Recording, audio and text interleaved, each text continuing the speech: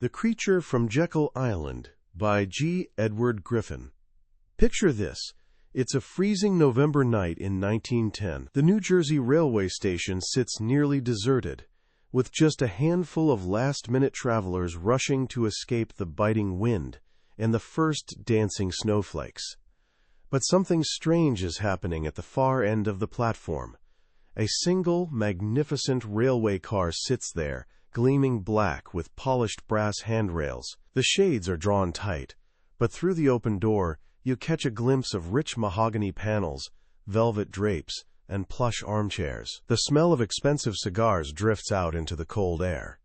This private car doesn't have a number. It has a name, Aldrich. Senator Nelson Aldrich of Rhode Island is one of the most powerful men in Washington. He's an associate of the legendary banker J.P. Morgan, and his daughter is married to John D. Rockefeller, Jr. He is, for all practical purposes, the political voice of Wall Street itself. One by one, under cover of darkness, several more men arrive. They've been instructed to come separately to avoid reporters, and if they happen to see each other, to pretend they're strangers. Once aboard, they're to use only first names. Not even the staff knows everyone's identity. As the train pulls away, something odd happens. It makes a sudden, unexpected stop, reverses direction, and picks up one last car before continuing south. Riding in that final car are 7 men who, collectively, represent roughly 1/4 of the total wealth of the entire planet. They're on a secret journey to a private island off the Georgia coast, Jekyll Island. They've told the world they're going duck hunting. But ducks aren't what they're after. They're hunting something far, far bigger. They're going to create a creature, one that would reshape history and fundamentally alter the life of every single person listening to me right now. That creature is the Federal Reserve System. The book we're exploring today is The Creature from Jekyll Island by G. Edward Griffin. This isn't merely a finance book, it's a detective story. It's sold millions of copies and been called one of the most important books on world affairs you'll ever read. Griffin is a master researcher and documentary filmmaker who spent years investigating some of the world's most challenging topics, from the politics of cancer therapy to the secret world of international banking. And in this book, he unveils one of the biggest secrets of all, the truth about where our money actually comes from. By the end of our time together, you'll understand the hidden machinery driving our economy. You'll learn the secret of how money is created from nothing, why we have endless economic booms and busts, why we seem trapped in perpetual debt, and even why nations go to war. This is the story of history's most blatant and most brilliant scam, and it's a story that affects you, your family, and your future, more than you can possibly imagine. So let's begin the journey. To really understand the creature born on Jekyll Island, we first need to ask a deceptively simple question, one so basic that most of us never think to ask it. What is money? Seems straightforward, right? It's the paper in your wallet, the coins in your pocket, the numbers in your bank account. But what gives it value? Why do we accept a piece of paper in exchange for our hard work, our time, our creations? For thousands of years, the answer was simple. Money was something with real, intrinsic value. In ancient times, it might have been cattle, salt, or grain. These things were useful in themselves. You could eat the cow, season your food with the salt. This was called commodity money. Eventually, societies discovered that certain metals worked even better. They didn't spoil, they were easy to divide, and they were rare enough to be valuable in small quantities. Gold and silver became the kings of commodity money. They were valuable not because a government decreed it, but because people everywhere desired them for jewelry, industry, and their beauty. A gold coin was a storehouse of value. The coin itself was the value. Then came a brilliant innovation. Carrying heavy bags of coins was inconvenient and risky. So people began depositing their gold with trusted goldsmiths who had strong vaults. In return, the goldsmith would give them a paper receipt saying something like, "This paper is good for 1 ounce of gold, payable to the bearer on demand." This was the birth of receipt money. The paper itself wasn't valuable. But what it represented was, as long as everyone trusted the goldsmith would honor his receipts and return their gold on request, these paper receipts worked just as well as gold. In fact, they worked better because they were so much more convenient. Trade flourished. But then the goldsmiths, the very first bankers, got a clever and dangerous idea. They noticed people rarely came in to claim their actual gold. Most of the time, they just passed the paper receipts back and forth in the marketplace. On any given day, maybe only 10% of depositors would show up to redeem their receipts. So the goldsmith thought, what if I lend out some of this gold, just sitting in my vault? No one will ever know. I can charge interest and make a tidy profit. So he did. He loaned out some of the gold, but he soon realized he didn't even need to lend the actual gold. He could just issue more paper receipts than he had gold to back them. He could print a receipt looking exactly like all the others, lend it to a borrower, and no one would be the wiser. The borrower could then spend this new receipt in the marketplace. This was the birth of a secret science, creating money out of nothing. It's called fractional reserve banking. The gold in the vault is only a fraction of the paper receipts circulating in the economy. And here's where the magic trick happens. As long as everyone doesn't show up at once demanding their gold, the system works. But the moment public confidence shakes, the moment a rumor spreads that the goldsmith doesn't have the gold, you get what's called a run on the bank. Everyone rushes to the window simultaneously, and the illusion shatters. The goldsmith can't pay everyone, he's bankrupt. And the people last in line, they're holding worthless paper. This brings us back to those 7 men heading to Jekyll Island in 1910. They were the world's biggest bankers, the Morgans, the Rockefellers, the Warburgs, representatives of the Rothschild banking dynasty in Europe.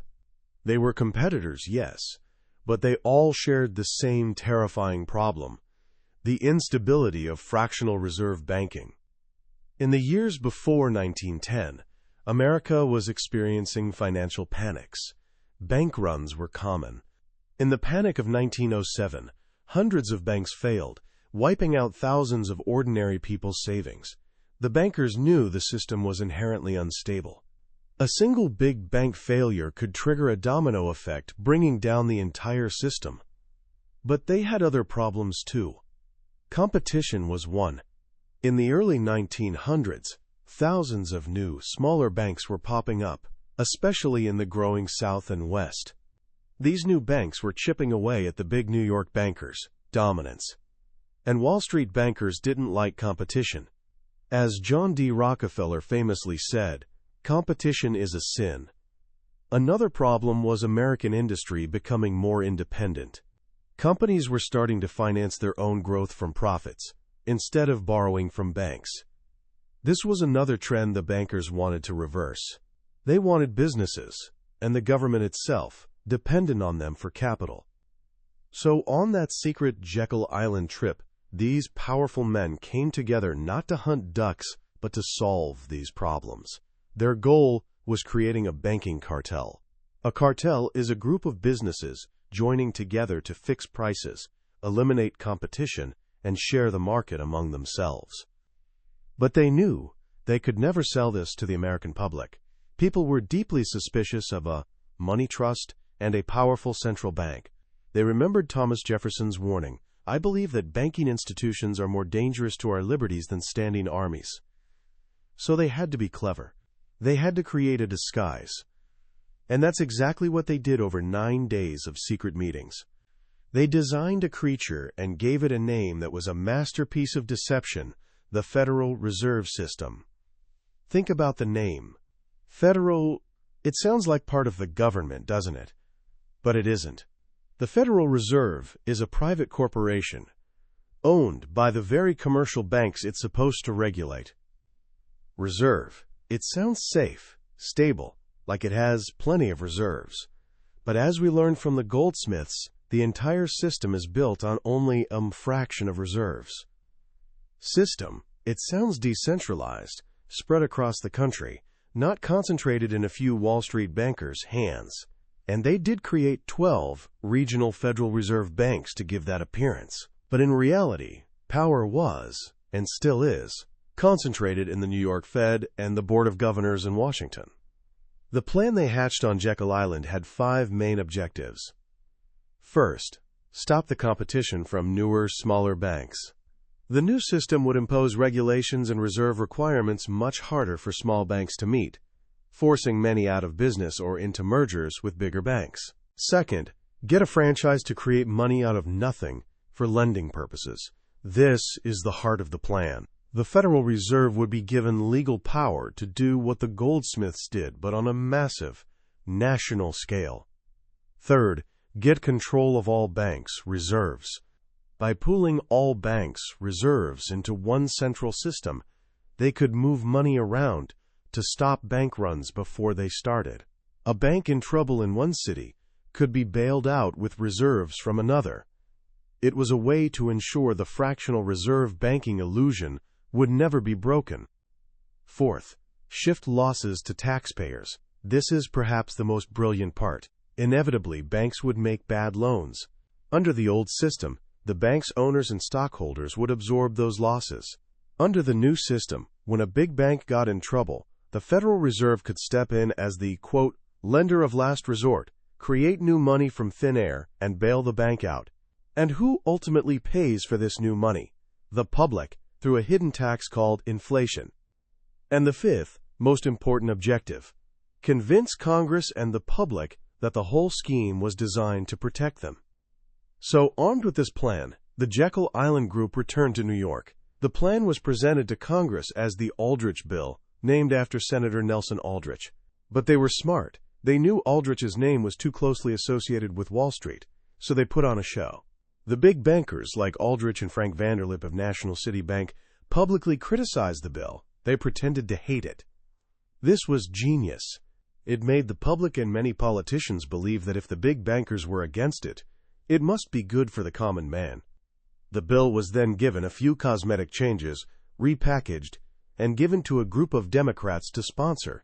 It became the Glass-Owen Bill, which eventually passed into law as the Federal Reserve Act of 1913. William Jennings Bryan, a powerful Democrat who fiercely opposed the money trust, was tricked into supporting it. He was promised the new Federal Reserve notes would be government currency and the board would be appointed by the president. These were shadows, meaningless concessions. As President Woodrow Wilson later admitted to one of the bill's sponsors, "We can hold the substance of the thing and give the other fellow the shadow. Why not do it if we may save our bill?" And so, on December 23, 1913, while most of Congress was away for Christmas, the Federal Reserve Act was signed into law. The creature was born. Now, let's look at the magic trick at the heart of this system. Edward Griffin calls it the Mandrake mechanism, named after the comic strip magician who could create things from nothing.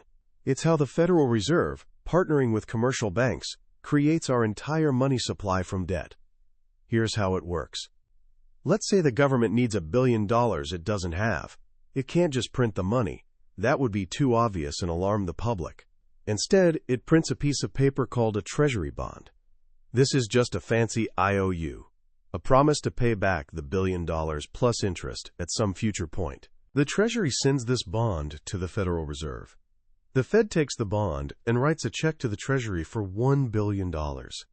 Now stop and think about this for a second. Where did the Fed get that $1 billion? It didn't have it. It just created it. It wrote a check against an account with no money in it. If you or I did that, we'd go to jail. But the Fed has legal right to do it. The government then deposits this check into its bank account and starts spending the money, paying soldiers, building roads, funding programs. This new $1 billion is now in the economy. But that's only the beginning of the magic trick. That $1 billion ends up in commercial banks as deposits. Now, because of fractional reserve banking, banks are only required to keep a fraction of that money on hand, let's say 10%. That means the bank has $900 million in excess reserves. And what can it do with those excess reserves? It can lend them out. But when it lends that $900 million, it doesn't take it from the original depositor's account. It creates new money, brand new checkbook money, for the borrower. And when that borrower spends that $900 million, it gets deposited into another bank, which then has $810 million in new excess reserves, 90% of $900 million, that it can lend out. This process continues again and again, like mirrors reflecting into infinity. That original $1 billion of government debt becomes the base for creating up to $9 billion of new money in the commercial banking system. So for every dollar of debt the government creates, the banking system creates up to 9 more. Our entire money supply is literally built on a foundation of debt. And here's the most mind-boggling part. If everyone in the country, the government, corporations, individuals, paid off all their debts, there would be no money. Not a single dollar would be left in circulation. Mariner Eccles, who was governor of the Federal Reserve in 1941, testified before Congress and said it plainly. When asked where the Fed got the money to buy government bonds, he said, "We created it, out of the right to issue credit money." A congressman then asked, "And there is nothing behind it, is there, except our government's credit?" Eccles replied, "That is what our money system is. If there were no debts in our money system, there wouldn't be any money." So you see, the Federal Reserve and the government aren't interested in you getting out of debt. They aren't interested in the government getting out of debt. The entire system requires perpetual debt to exist. And what's the reward for banks performing this magic trick? They get to collect interest on all this money they create from nothing. Every dollar in existence is earning interest for the banking cartel. A portion of every transaction, every profit, every salary, eventually makes its way back to the banks as interest. Griffin calls this the supreme instrument of usury, and the cost of this system, that hidden tax called inflation. When the money supply expands faster than the supply of goods and services, each dollar's value goes down. Prices don't go up. Your money's purchasing power goes down. Inflation is a tax, the most unfair tax of all, because it hurts the poor and elderly on fixed incomes the most. It silently confiscates the wealth of savers, the thrifty, the responsible. The Federal Reserve was sold to the public as a way to stabilize the economy and prevent booms and busts. But in reality, it's the very engine that creates them. By expanding and contracting the money supply at will, the Fed creates these artificial cycles. First, it makes credit cheap and easy, creating a speculative boom. Then, when things get out of hand, it tightens credit, triggering the bust. The Great Depression of the 1930s is a perfect example. In the 1920s, the Federal Reserve, under the direction of its New York Governor Benjamin Strong, one of the Jekyll Island men, embarked on a policy of easy credit and low interest rates. This wasn't to help the American economy, it was to help Great Britain. Britain's economy was struggling after World War I, and gold was flowing out of the Bank of England to the United States. To stop this, the Fed deliberately inflated the American money supply to make American investments less attractive and push gold back across the Atlantic. This flood of easy money in the U.S. spilled into the stock market, creating the Roaring Twenties and a massive speculative bubble. People were borrowing money to buy stocks on margin, convinced the party would never end. It was a national case of tulip mania. But the insiders knew it couldn't last.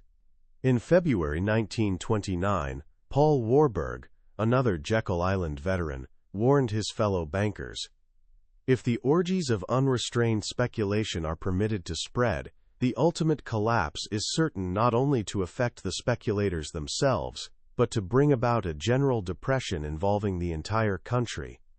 The insiders, the Morgans, the Rockefellers, Joseph Kennedy, Bernard Baruch, all quietly exited the market. They sold their stocks near the top and converted their wealth into cash and gold. Meanwhile, the public was being told everything was fine. President Coolidge and Treasury Secretary Andrew Mellon were assuring everyone the economy was fundamentally sound.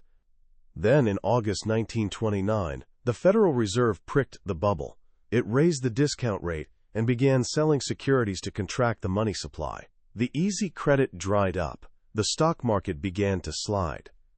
On October 29th, Black Tuesday, the market collapsed. Billions of dollars of paper wealth vanished in a single day. The small investors, the public, were wiped out. And who was there to buy up the wreckage? The insiders who had preserved their cash. They came back into the market and bought up stocks and entire companies for pennies on the dollar. Some of the greatest fortunes in America were consolidated during the very depression the Fed had created. It was, as one observer put it, the calculated shearing of the public by the world money powers. The story doesn't end there. It gets bigger. As G. Edward Griffin shows, the same forces that created the Federal Reserve have also shaped world events, particularly wars. He proposes what he calls the Rothschild formula, a strategy for profiting from perpetual conflict. The formula is simple. War is the ultimate discipline for a government. In wartime, a nation will borrow any amount of money to survive. Therefore, to ensure governments are always in debt to the bankers, you must ensure they're always at war or preparing for war. This means you must have credible enemies. If enemies don't exist, they must be created, and often this means financing both sides of a conflict. Let's look at World War I. Before the U.S. entered the war, the House of Morgan was the official agent for selling British and French war bonds in America. Billions of dollars were raised.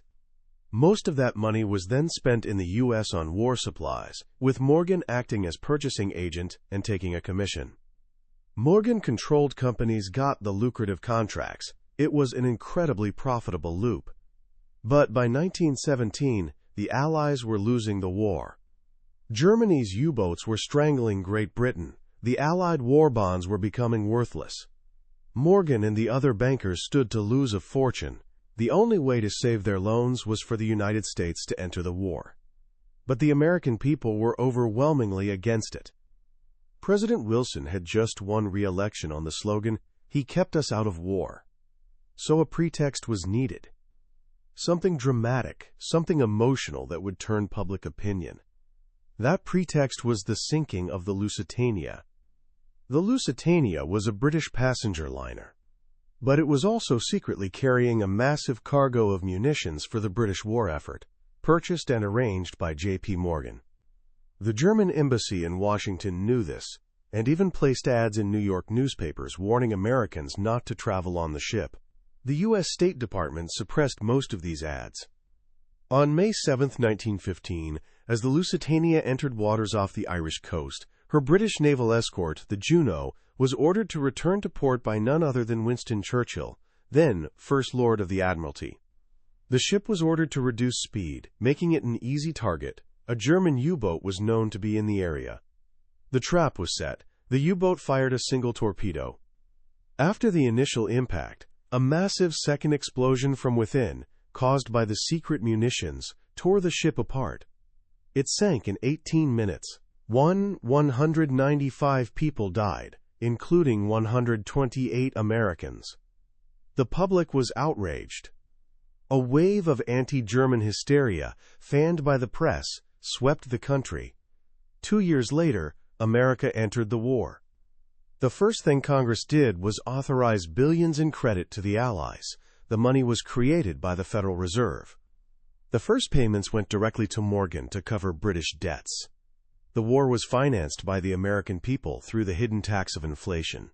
And the bankers' loans were saved. An even more shocking story is the financing of the Bolshevik Revolution in Russia. The revolution that brought the communists to power was not a popular uprising. It was a coup d'état, planned and financed by outsiders. Some money came from Germany, but a great deal came from Wall Street and London financiers. Jacob Schiff, head of Kuhn, Loeb & Company in New York, admitted to spending about $20 million, an immense sum at the time, for the triumph of communism in Russia. Leon Trotsky, one of the revolution's leaders, was living in New York before returning to Russia. His expenses were paid by wealthy backers. When he was arrested by Canadian authorities in Halifax, on his way to Russia, it was pressure from high-level British and American officials, including President Wilson's advisor, Colonel House, that secured his release. Why would the world's biggest capitalists finance their supposed mortal enemies, the communists? Griffin argues it was an application of the Rothschild formula. The goal wasn't to promote communism, but to gain control over the vast resources of the Russian Empire. By funding all sides, the Bolsheviks, their rivals the Mensheviks, and even the anti-communist forces, they ensured whoever came out on top would be indebted to them. An American Red Cross mission was sent to Russia in 1917. But it wasn't a humanitarian mission. It was, in the words of one of its members, nothing but a mask. It was led by William Boyce Thompson, a director of the New York Federal Reserve Bank and a Wall Street magnate. The mission was packed with financiers and lawyers who, under the guise of the Red Cross, were negotiating profitable commercial concessions from the new Bolshevik government. They secured monopolies on asbestos and manganese and gained control of oil fields and other resources. And in the years that followed, this pattern continued. The West, led by Wall Street and Washington, built the Soviet Union's industrial and military machine.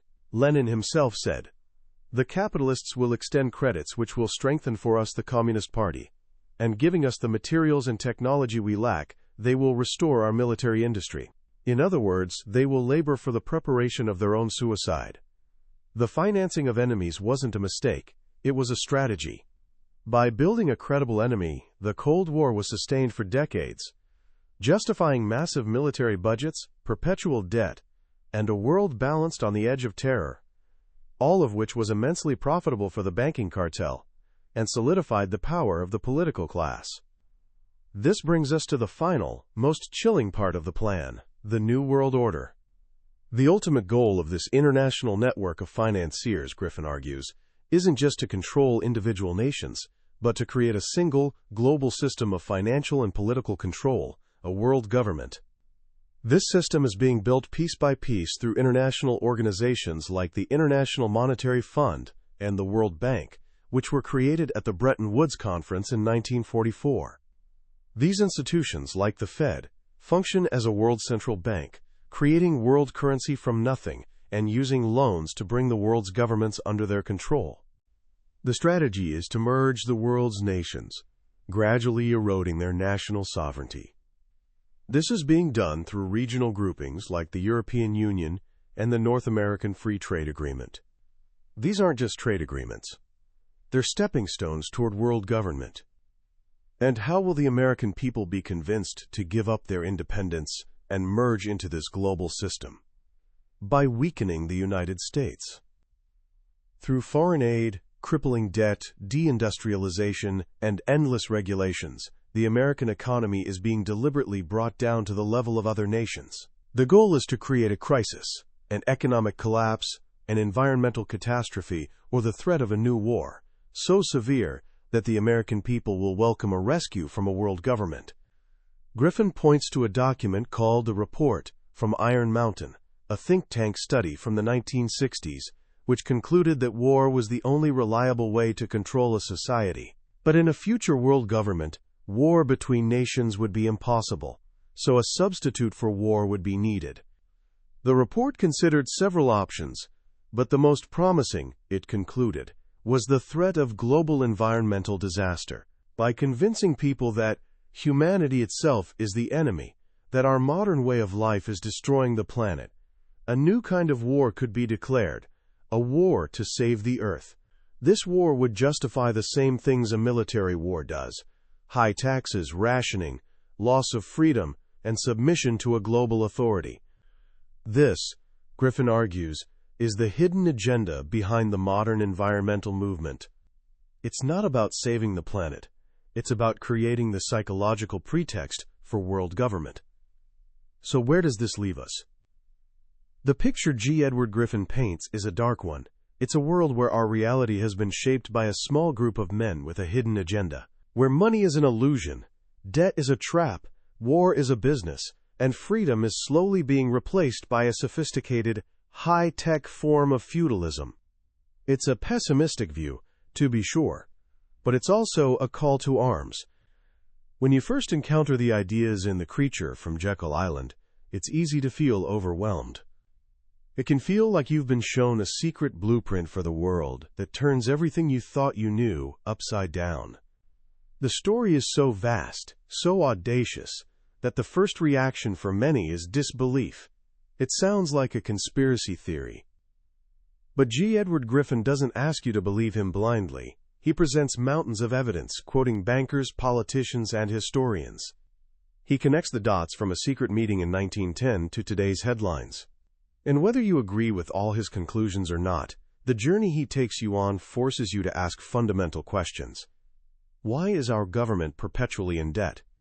Why does our money's purchasing power always seem to decline? Why do we lurch from one economic crisis to another? Why do we seem to find ourselves drawn into endless conflicts around the world? The book's most powerful lesson, for me, is realizing our monetary system isn't a natural phenomenon like the weather. It was designed, and if something is designed, it can be understood, and if it can be understood, it can be changed. This isn't a message of despair, it's a message of empowerment. The first step in solving any problem is understanding you have one. And this book, more than any other, pulls back the curtain on the biggest financial problem of all. So what can you, as a young person just starting out in the world, do with this knowledge? First, and most importantly, educate yourself. Don't stop here. Read. Question. Learn about history, economics, and politics from sources outside the mainstream. The greatest defense against deception is a well-informed mind. Second, get out of debt and stay out of debt. Understanding how money is created from debt should make you allergic to it. In a system designed to trap people in debt, the most revolutionary act you can commit is being financially independent. Live within your means, save your money, and invest wisely in things with real, tangible value. Third, share this knowledge. The system we have today only exists because so few people understand it. The creators of the Federal Reserve counted on the public being mentally incapable of comprehending it. Let's prove them wrong. Talk to your friends, family, teachers, start conversations. A population that understands the magic trick can no longer be fooled by it. Griffin ends his book with a realistic scenario. He doesn't promise an easy future. The forces we're up against are powerful, and there's a difficult road ahead. But he believes the creature can be slain. And how? He says it will be slain by piercing it with 1,000,000 lances of truth, wielded by 1,000,000 crusaders with determination and courage. That crusade begins with you. It begins with the decision to no longer be a passive spectator in the unfolding of history, but to become an active, informed, and responsible citizen. The future isn't set. It will be what we choose to make it. And the first step in choosing a better future is understanding the forces that have shaped our present. That was a deep dive into the core ideas of The Creature from Jekyll Island by G. Edward Griffin. We've journeyed from secret meetings to battlefields and uncovered the hidden mechanics of our financial world. But let's be clear, this summary is just the map. The real treasure is found when you explore the territory yourself. A book like this is more than just information. It's an experience. It's filled with details, stories, and connections we just couldn't cover today. If any part of this story sparked your curiosity or made you look at the world a little differently, then I truly encourage you to pick up a copy. Reading it isn't just about learning facts. It's about equipping yourself with a new lens to see the world. And that's a power that can stay with you for a lifetime. The link to the book is in the description below. And finally, if this journey into one of the most powerful books on the billionaire's bookshelf has been valuable to you, please take a moment to click that subscribe button and give this video a like. It tells us you want more deep dives like this, and it helps our community of curious minds grow. We have so many more life-changing books to explore together. Let's keep learning, let's keep questioning, and let's keep growing. Thank you for joining me.